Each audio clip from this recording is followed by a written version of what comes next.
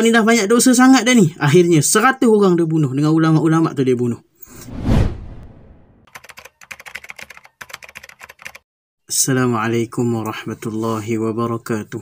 Alhamdulillahi rabbil alamin. Wal aqibatu lil muttaqin. Wala udwana illa ala zalimin. Wassalatu wassalamu ala rasulillahil amin. Wa ala alihi wa ashabihi ajma'in. اللهم افتح علينا حكمتك وانشر علينا من خزائن رحمتك يا أرحم الراحمين. فقال الله سبحانه وتعالى في كتابه العزيز بعد أعوذ بالله من الشيطان الرجيم. بسم الله الرحمن الرحيم. يا أيها الذين آمنوا توبوا إلى الله توبة نصوحا. صدق الله العظيم. Wahai orang-orang yang beriman, bertaubatlah kamu kepada Allah dengan taubat yang dikatakan taubat nasuha, iaitu taubat yang bersungguh-sungguh. Surah At-Tahrim ayat yang ke-8. Hadirin dan hadirat mukminin yang dirahmati Allah Subhanahu wa taala sekalian. Bersyukur kehadirat Allah Subhanahu wa taala kerana masih lagi diberi peluang kepada kita semua untuk hidup di atas muka bumi Allah ini. Dan kita hidup di atas muka bumi Allah ini, Allah jadikan kita ini dengan sebaik-baik kejadian. Allah berfirman dalam surah At-Tin ayat yang ke-4. A'udzu billahi minasyaitonir rajim. Laqad khalaqnal insana fi ahsani taqwim. Thumma radadnahu asfala safilin. Allah berfirman, wahai manusia, aku jadikan kamu ini sebaik-baik kejadian.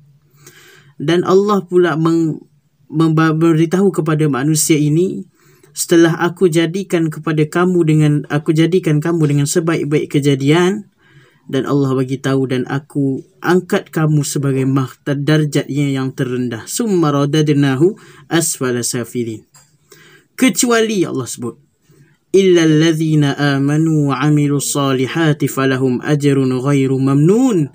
Illa allazi, melainkan, kecuali orang-orang yang beriman dan beramal soleh. Para hadirin sekalian, kalau kita tengok pada mutaakhir ini, ramai manusia yang sering melakukan dosa kepada Allah Subhanahu wa taala. Ramai manusia yang boleh dikatakan sifatnya ialah sebagai lalai dan tidak mengingati Allah Subhanahu wa taala dengan melakukan dosa. Dan dia sendiri tidak yakin bahawa ada setengahnya yang dah buat dosa, tapi dia tak yakin bahawa Allah tu Maha Pengampun. Allah tu Maha Pengampun yang boleh mengampunkan dosa dia. Dia rasa dia buat dosa tu dah besar sangat dah. Tapi para hadirin sekalian, ingatlah bahawa Allah Subhanahu wa taala mendengar doa kita dan mahu mengampunkan dosa kita. Innallaha ghafurur rahim. Sesungguhnya Allah itu Maha Pengampun, Al-Ghafur, dan Ar-Rahim, Maha Penyayang. Sebab tu kadang-kadang ada orang jumpa saya ni dah buat dosa, kan? Orang kata saya ni dah buat dosa, adakah Allah mahu mengampunkan dosa saya? Sebab tu pada zaman Nabi Muhammad SAW pun ada dalam kitab-kitab diceritakan, ada satu orang yang dia dah bunuh 99 orang. 99 orang, bahawa dia selepas itu dia rasa, ya Allah, aku dah dosa, ya Allah, aku dah banyak dosa, ya Allah. Kemudian dia berjumpa dengan seorang ulama, dia kata saya dah bunuh 99 orang. Kemudian ulama ni kata, ya Allah, banyaknya dosa engkau. Kemudian orang yang bunuh ni tanya, macam mana saya nak bertaubat? Dia kata, macam mana saya nak bertaubat? Ulama tu kata, kau ni dah banyak dosa sangat dah ni. Akhirnya 100 orang dia bunuh. Dengan ulama-ulama tu dia bunuh. Kemudian dia jumpa satu orang lagi, dia tanya, bolehkah saya bertaubat? Dia kata boleh. Kemudian akhirnya dia bertaubat. Allah menerima taubat dia. Ingat tuan-tuan puan sekalian yang menonton, kita ini dijadikan pada asalnya ialah bersih.